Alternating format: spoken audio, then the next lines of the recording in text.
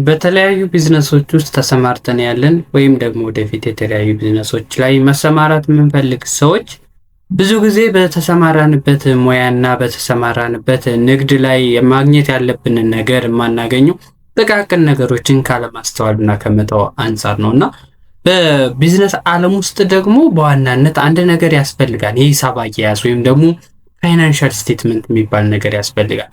ብዙዎቻችን የሂሳብ አያያዝ እናወራለን፣ ስለ ሂሳብ አያያዝ ብዙ እንላለን። ነገር ግን ወደ ቢዝነሳችን ወይም ደግሞ ወደምንሰራው ስራ ላይ ተግባራዊ ስናደርገው አናይም፣ ወይም ደግሞ ስንጠቀምበት አናይም፣ ችላ እንለዋለን እና ምናልባት ትልልቅ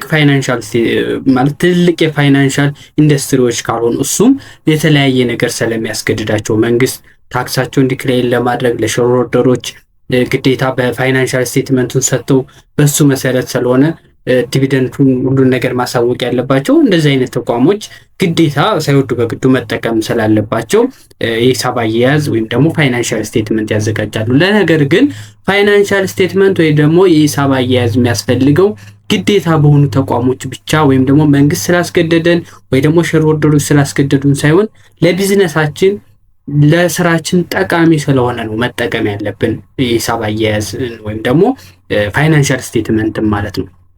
ባለፈው ፋይናንሻል ስቴትመንት ምን ማለት ነው፣ ምን ነገሮችን ያካትታል ብለን በስድብም አይተናል። ስለ ኢንካም ስቴትመንት፣ ስለ ካሽ ፍሎ፣ ስለ ባላንስ ሺት በደንብ በዝርዝር አይተናል። ያላያችሁት ካላችሁ ከዲስክሪፕሽን ላይ አስቀምጥላችኋለሁ። ቪዲዮውን ተመልሳችሁ እዩት። ይሄኛው ደግሞ ሁለተኛው ፓርት ነው። ፋይናንሻል ስቴትመንት መቼ ነው ማዘጋጀት ያለብን የሚሉትን በሚቀጥሉት 5-6 ደቂቃዎች አሳያችኋለሁ። እንግዲህ ለዚህ ቻናል አዲስ ከሆናችሁ ቻናሉን ሰብስክራይብ በማድረግ ወደፊት የተለያዩ ፋይናንሻል ነክ የሆኑ ቢዝነስ ነክ የሆኑ ሀሳቦችን አብረን እንማማራለን። እስከ መጨረሻው ድረስ አብራችሁን ቆዩ። ፋይናንሻል ስቴትመንት መቼ ነው የምናዘጋጀው ብለን ስናይ በዋናነት ፋይናንሻል ስቴትመንት ፕሪፔር የምናዘጋጀው የፋይናንሻል ፔሪዱ ሲያልቅ፣ የቢዝነሱ ፋይናንሻል ፔሪድ ሲያልቅ ፋይናንሻል ስቴትመንት እናዘጋጃለን። ለምን? ፋይናንሻል ፐርፎርማንሳችን ፋይናንሻል ፖዚሽናችን ምን ላይ እንዳለ ለማወቅ። አንድ ቢዝነስ ምን ላይ ነው፣ ፋይናንሻል ፖዚሽኑ ምን ላይ ነው፣ ያለበት ሁኔታ ምን ላይ ነው። ለምሳሌ አንድ ሰው ልክ ኪሎን ይመዘናል ወይም ደግሞ ጤና ምርመራ ቼክ ያደርጋል። ለምሳሌ ኪሎን የሚመዘነው ምን ያክል ላይ ኪሎ ኦቨር ነው ወይስ አንደር ነው፣ ምን አይነት ላይ ነው ያለው የሚለውን ነገር ለማወቅ ነው። ጤንነቱን ደግሞ በተለያዩ የሆስፒታሎች ወይም ደግሞ የተለያዩ ቦታዎች ሄዶ ሲመረመር እንዴት ነው ጤናው ምን ላይ ነው ያለው፣ ትክክል ነው፣ ደም ዝውውሩ ትክክል ነው፣ ስኳሩ ምናምን ኤቭሪቲንግ ምን ላይ ነው ያለው የሚለውን ነገር ቼክ ለማድረግ አንድ ሰው ጤናውን ይመረመራል ወይም ደግሞ ቼክ ያደርጋል። ቢዝነስም ልክ እንደዛ የሚታየው የሚመረመረው ፖዚሽኑ ምን ላይ ነው ያለው፣ በምን አይነት ሁኔታ ነው ያለው የሚለው አንድ ቢዝነስ የሚታወቀው ደግሞ በፋይናንሻል ስቴትመንት ወይም ደግሞ በሂሳብ መዝገብ ነው ማለት ነው። ስለዚህ በአንድ ቢዝነስ ተቋም በአመቱ መጨረሻ ወይም ደግሞ ሰኔ 30 ላይ ፋይናንሻል ስቴትመንት ስናዘጋጅ ያ ፋይናንሻል ስቴትመንት የሚያሳየን ያ ምን አይነት ሁኔታ ነው ያለ ነው፣ ንግዳችን ምን አይነት ሁኔታ ነው ያለው፣ እያተረፈ ነው፣ በምን ያክል ፐርሰንት ነው እያተረፈ ያለው፣ ወይስ ደግሞ እየከሰረ ነው፣ በምን አይነት ነው እየከሰረ ያለው፣ ምን ያክል ከስሯል፣ ወይም ደግሞ ምን ያክል ትርፍ ላይ ነው ያለው።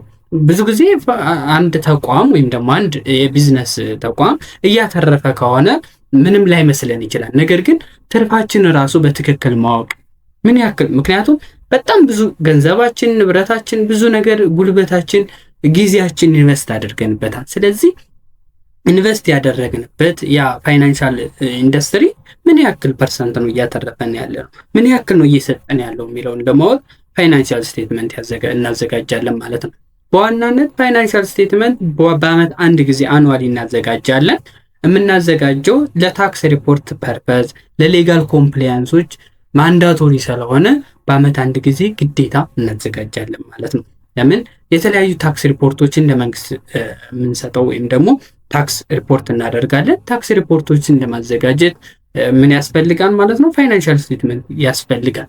አሴንድ ኦፍ ዘ ፊዚካል ይር ወይም ደግሞ በእኛ ሀገር ሰኔ 30 በኢትዮጵያን ካላንደር ማለት ነው ወደ ሐምሌ 1 ላይ ልክ ወደ ሁለተኛው ፔሪድ ወይም ደግሞ ለቀጣይ አመት ነው የምናዘጋጀው። ስለዚህ ሰኔ 30 ላይ ያለው ኢንዲንግ ባላንሳችንን ይዘን ሐምሌ 1 ላይ ቢጊኒንግ ባላንሳችን የሚቀጥለው አመት እንጀምራለን ማለት ነው። ለምሳሌ በዚህ ዓመት አሁን 2018 ነን። 2018 ሰኔ 30 ላይ ያለን ፋይናንሻል ስቴትመንት እናዘጋጅና ምን አይነት ፖዚሽን ላይ እንዳለ እናውቃለን።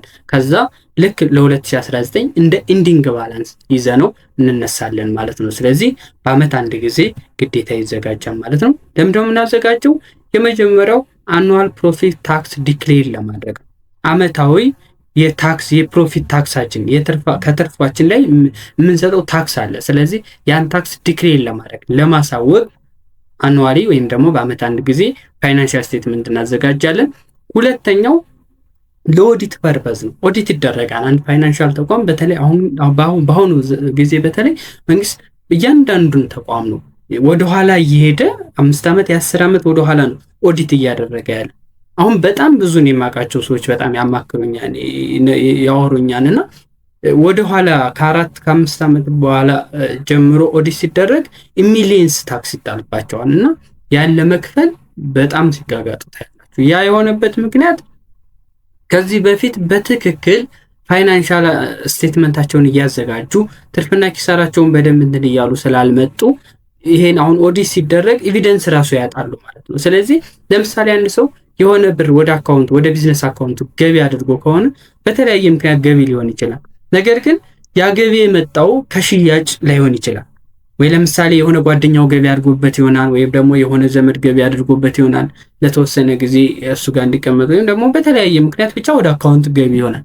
ያ ገቢ ሲሆን እንደ ገቢ ይያዝና ኦዲት ሲደረግ በሚሊዮን እዛ ድርጅት ላይ ታክስ ይጣልበታል ማለት ነው። ስለዚህ እነዚህ ነገሮች እንዳይከሰቱ በትክክል ፋይናንሻል ስቴትመንት እያዘጋጀ መሄድ ጥሩ ነው። በየ3 ወሩ የሚያዘጋጁ ተቋሞች አሉ፣ ወይም ደግሞ ኳርተርሊ በየ3 ወሩ ፋይናንሻል ስቴትመንታችን ስናዘጋጅ ቢዝነሳችን ምን ላይ እንዳለ ቶሎ የማወቅ እድል ይኖረናል ማለት ነው። በጣም ብዙ ጊዜ ሚዲየም እና ላርጅ ቢዝነስ ተቋሞች ያዘጋጁታል ይሄን ኳርተርሊ ወይም ደግሞ በየ3 ወሩ። በጣም ዩዝፉል ነው ወይም ደግሞ ጠቃሚ ነው ለኢንተርናል ዲሲዥን ሜኪንግ፣ ለፋይናንሻል ፕላኒንግ በጣም ወሳኝ ነው በየ3 ወሩ ማዘጋጀት። ሌላው መንዝሊ ነው፣ በየወሩ የሚያዘጋጁ አሉ። በጣም ሪኮመንድድ ነው ለቢዝነሶች፣ ለተለያዩ ታይት ለሆነ ኮንትሮል ላለበት ፋይናንስ በጣም ሪኮመንድ ይደረጋል በየ3 ወሩ ማዘጋጀት። ፕሪፔር መንዝሊ ቫት ሪፖርቶችን ለማዘጋጀት እንጠቀምበታለን።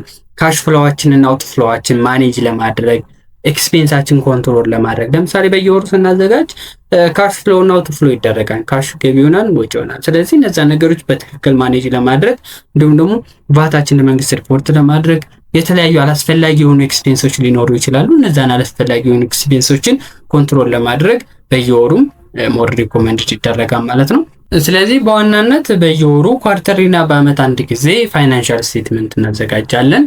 ይህም ፋይናንሻል ስቴትመንትስ ማን ነው የሚያዘጋጀው? ፕሮፌሽናል አካውንታንቶች፣ ኢንተርናል አካውንቲንግ ቲሞች ፋይናንሻል ስቴትመንታችን ሊያዘጋጁልን ይችላሉ። ለምሳሌ ትልቅ ተቋም ከሆነና በስሩ ብዙ የአካውንቲንግ ቲም ካለው ያ አካውንቲንግ ቲም ፋይናንሻል ስቴትመንት ሊያዘጋጀው ይችላል ማለት ነው።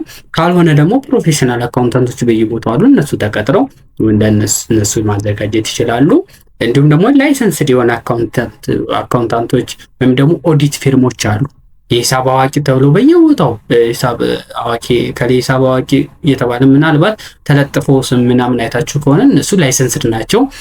በትክክል ፋይናንሻል ስቴትመንት እንዴት መዘጋጀት እንዳለበት የሚያውቁ ናቸው። ስለዚህ ላይሰንስድ የሆኑ አካውንታንቶችና ኦዲት ፊርሞች ፋይናንሻል ስቴትመንትን ለማዘጋጀት እንጠቀምባቸዋለን። አሁን ይህ ፋይናንሻል ስቴትመንት ከተዘጋጀ በኋላ ማን ነው የሚጠቀምበት? ለማን ነው የምናዘጋጀው ብለን ስናይ የመጀመሪያው ለኢንተርናል ዩዘሮች ነው። ኢንተርናል ዩዘር የምንላቸው ለምሳሌ ቢዝነስ ኦነሮች ወይም ደግሞ ማናጀሮች ይኖሩ ይችላሉ። አንዳንድ ጊዜ ቢዝነስ ኦነሩ ማናጀር ላይሆን ይችላል። ስለዚህ ቢዝነስ ኦነር ይሆንና ማናጀር ይቀጥርበታል። ስለዚህ ማናጀሩን ቢዝነስ ኦነሮችም ይጠቀሙበታል። ኤምፕሎይ ሰራተኛው ለምን ፋይናንሻል ስቴትመንቱ ያ ድርጅት ምን ላይ እንዳለ በትክክል ማወቅ ስላለበት የዛ ሰራተኛ ወይም ደግሞ የዛ ድርጅት ሰራተኞች፣ ስለዚህ ኤምፕሎዮች፣ ቦርድ ኦፍ ዳይሬክተሮች፣ እነዚህ ነገሮች በሙሉ ለፋይናንሻል ስቴትመንት ለኢንተርናል ዩዘሮች ይዘጋጃል ማለት ነው። በዋናነት ቅድም እንዳልነው ዲሳይድ ለማድረግ ዲሲዥን ሜኪንጎችን ለማስቀመጥና ፕላን ለማድረግ ፎርካስት ለማድረግ ፋይናንሻል ስቴትመንት ይዘጋጃል ለኢንተርናል ዩዘሮች ማለት ነው። ሁለተኛው ኤክስተርናል ዩዘሮች ናቸው። ኤክስተርናል ዩዘሮች የምንላቸው እንደነ ባንክ፣ ፋይናንሻል ኢንስቲትዩሽኖች ይኖራሉ። ለምን ባንኮችና ፋይናንሻል ኢንስቲትዩሽኖች ላይ ሄደን መበደር ስንፈልግ አንድ ተቋም ብዙ ጊዜ ብድር ፋይናንሻል ተቋሞች ጋር የተያያዘ ነው። ስለዚህ እነዛ ፋይናንሻል ተቋሞች ጋር ሄደን ባንኮች ጋር ለመበደር ስንሄድ ፋይናንሻል ስቴትመንት አምጡ እንባላለን። ስለዚህ ፋይናንሻል ስቴትመንት አንዱ ለኤክስተርናል ዩዘር ለባንኮችና ለፋይናንሻል ኢንስቲትዩሽን የሚያስፈልግበት ለዚህ ፐርፐዝ ነው። እንግዲህ በአጠቃላይ ፋይናንሻል ስቴትመንት መቼ ይዘጋጃል፣ ለማን ይዘጋጃል እና በማን ይዘጋጃል የሚሉትን በአጭሩ ይህን ይመስላል። በሚቀጥሉት ቪዲዮዎች ደግሞ ሌሎች ፋይናንሻል ነክ የሆኑ ትምህርቶችን ይዤላችሁ እመጣለሁ። ለቻናሉ አዲስ ከሆናችሁ ሰብስክራይብ ማድረግ እና እዚህ ቻናል ቤተሰብ መሆን እንዳትረሱ። እስከሚቀጥለው ቪዲዮ ድረስ በሰላም ቆዩ።